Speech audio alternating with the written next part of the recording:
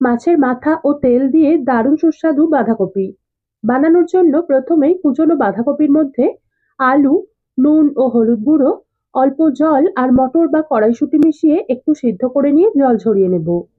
তারপর অল্প সর্ষের তেল ধোঁয়া ওঠা গরম করে নিয়ে এক এক করে নুন ও হলুদ মাখানো কাতলা মাছের তেল আর মুড়ো লালচে করে ভেজে তুলে নেব। এবার বাকি তেলে গোটা জিরে, পাঁচফোড়ন, তেজপাতা ও শুকনো লঙ্কা ফোড়ন দিয়ে সাঁতলে পেঁয়াজ কুচি দিয়ে লালচে করে ভেজে নেব।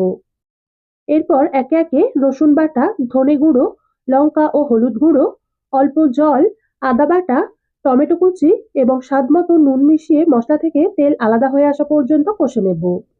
এখন টমেটো কেচাপ, চিনি, ভেজে রাখা মাছের তেল ও মাথা, সিদ্ধ বাঁধাকপি, আলু ও মটরশুঁটি এবং আরো অল্প একটু জল দিয়ে 6 থেকে 7 মিনিট ফুটিয়ে নেব।